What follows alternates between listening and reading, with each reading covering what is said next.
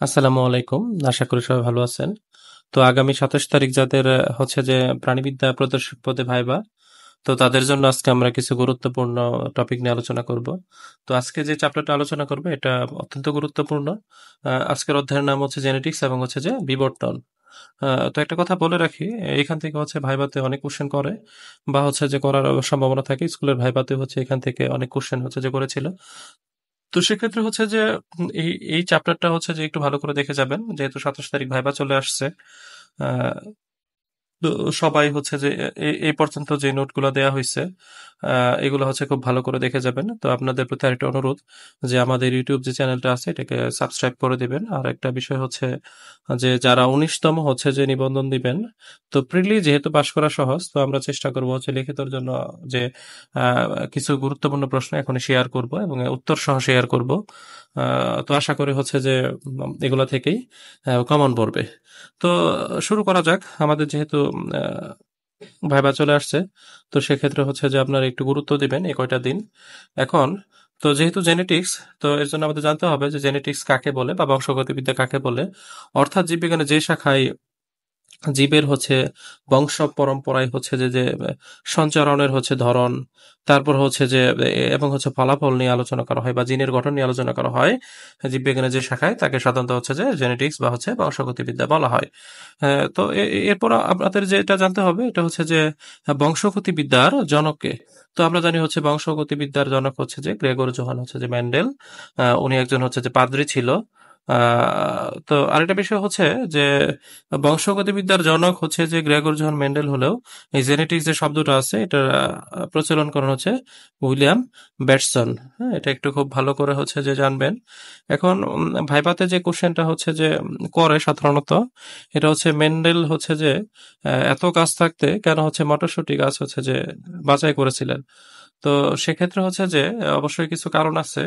কারণ মটরশুঁটি গাছের কিছু বিশেষ সুবিধা আছে। যেমন হচ্ছে যে এখান থেকে আমরা কয়েকটা কারণ হচ্ছে দিচ্ছি। সো এখান থেকে হচ্ছে যে মূল যে কারণগুলো, এখান থেকে ৪-৫টা কারণ বা ২ থেকে ৩টা কারণ হচ্ছে যে একটু মুখস্থ করে ফেলবেন। যেমন হচ্ছে মটরশুঁটি হচ্ছে একটা একবর্ষজীবী গাছ। আর একবর্ষজীবীর কারণে এটার যে ফলাফল এটা খুব দ্রুত পাওয়া যায়। হ্যাঁ, এরপর হচ্ছে যে এরা কিন্তু উভলিঙ্গী এবং হচ্ছে যে এদের স্বপরাগায়ন ঘটার কারণে এখানে হচ্ছে যৌন প্রজনন সম্পন্ন হয়। হুম। এরপর একটা বিষয় হচ্ছে যে মটরশুঁটি সাধারণত ফুলগুলো বড় হয়, এদের মধ্যে হচ্ছে সংকরণ ঘটানোটা হচ্ছে যে খুব সহজ হয়। আর একটা বিষয় হচ্ছে যে মটরশুঁটির মধ্যে হচ্ছে জাতের যে বিশুদ্ধতা এটা হচ্ছে বজায় থাকে। তো সেক্ষেত্রে হচ্ছে যে মেন্ডেল এখান থেকে হচ্ছে যে অনেক সুবিধা পান। কারণ হচ্ছে যে এখানে একটা জাতের বিশুদ্ধতা বজায় থাকে। সেক্ষেত্রে হচ্ছে যে মটরশুঁটি গাছ হচ্ছে যে উনি, হ্যাঁ, আম, বাছাই করেন। তো এরপর আরেকটা কারণ দিতে পারেন, এটা হচ্ছে সংকরণের সৃষ্ট বংশধরগুলো উর্বর প্রকৃতির হয়, সেগুলো নিয়মিত বংশবৃদ্ধি করতে পারে।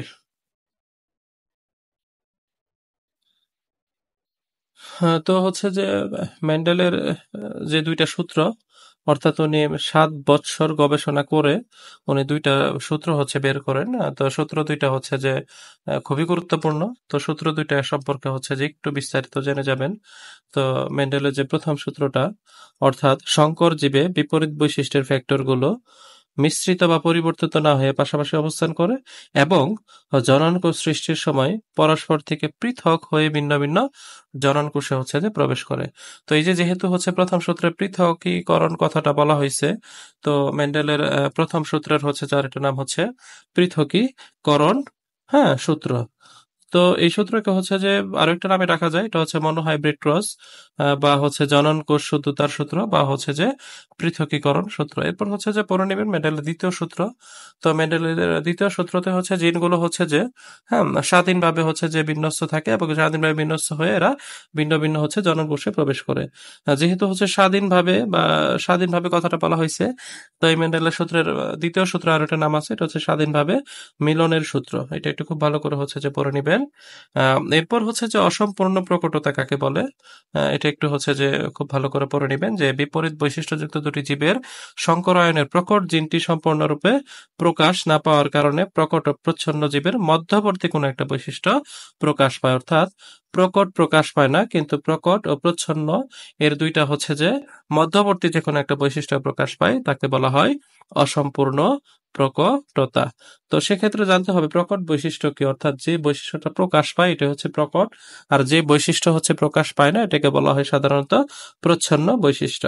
তো মেন্ডেলের প্রথম সূত্রের ফিনোটাইপিক অনুপাত হচ্ছে 3:1 এবং হচ্ছে জিনোটাইপিক অনুপাত হচ্ছে 1:2:1।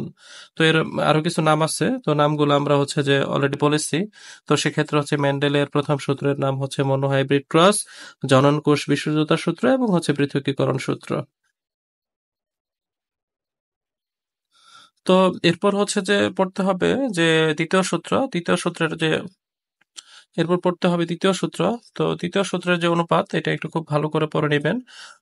এটা হচ্ছে 9:3:1 এবং এটার আরো কিছু নাম আছে। এটা হচ্ছে ডাইহাইব্রিড ক্রস বা হচ্ছে যে স্বাধীনভাবে মিলন বা হচ্ছে বন্টনের সূত্র। তো মেন্ডেলের হচ্ছে যে প্রথম সূত্রের হচ্ছে যে ব্যতিক্রম হচ্ছে তিনটা লিথাল জিনের একটা নাম হচ্ছে মারণ জিন, অর্থাৎ যে জিনের বহিঃপ্রকাশের ফলে কোনো জীবের মৃত্যু ঘটে তাকে সাধারণত বলা হয় মারণ জিন।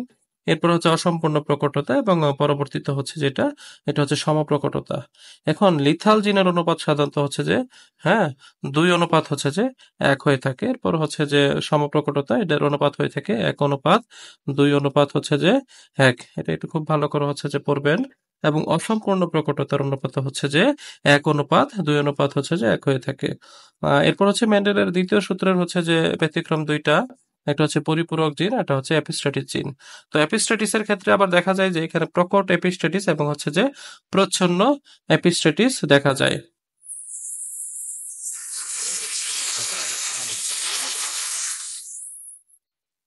তো সেক্ষেত্রে হচ্ছে প্রকট মানে বেশি, সেক্ষেত্রে তার অনুপাতটাও বেশি হবে, অর্থাৎ 13 হচ্ছে যে 3। এরপর হচ্ছে যে প্রচ্ছন্ন মানে কম, অর্থাৎ হচ্ছে দৈত্য প্রচ্ছন্ন এপিস্ট্যাটিস। তো এটা হচ্ছে এটার অনুপাত হচ্ছে 9:2 হচ্ছে যে 7। এরপর হচ্ছে যে পলিজেনিক ইনহেরিটেন্স, এটা একটু ভালো করে পড়ে নেবেন, এটার অনুপাতটা হচ্ছে যে পড়ে নেবেন।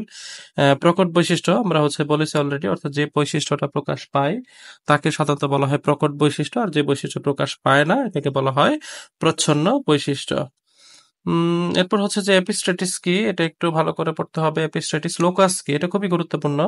তো লোকাসটা হচ্ছে যে খুব ভালো করে পড়ে নেবেন, অর্থাৎ লোকাস হচ্ছে ক্রোমোজোমের যে স্থানে হচ্ছে জিন অবস্থান করে তাকে সাধারণত হচ্ছে লোকাস বলা হয়। এরপর হচ্ছে যে লিঙ্কেজ একটু পড়ে নেবেন, যদিও অতটা গুরুত্বপূর্ণ না। ক্রসিং ওভার এটা হচ্ছে খুবই গুরুত্বপূর্ণ, ক্রসিং ওভার সম্পর্কে হচ্ছে যে প্রশ্ন থাকে। তো মায়োসিস একের পেকাইটিন উপপর্যায়ে একজোড়া সমসংস্থ ক্রোমোজোমের দুটি নন সিস্টার ক্রোমাটিডের মধ্যে বিনিময় হওয়াকে সাধারণত ক্রসিং ওভার বলে। এটা একটু খুব ভালো করে হচ্ছে যে পড়ে নেবেন।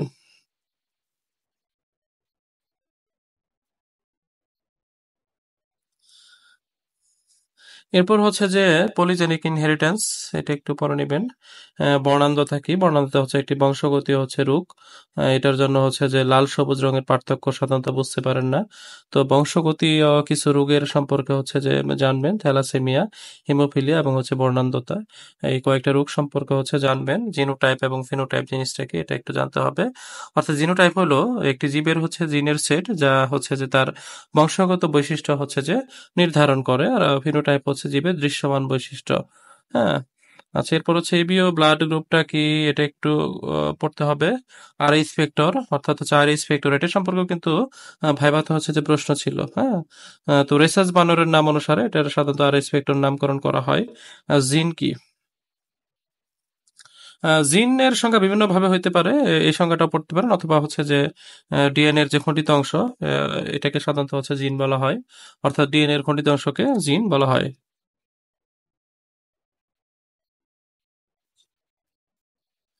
এরপর হচ্ছে যে অ্যালিল সম্পর্কে একটু জানবেন। এটা খুব বেশি গুরুত্বপূর্ণ না। হোমোজাইগাস পড়ার দরকার নাই।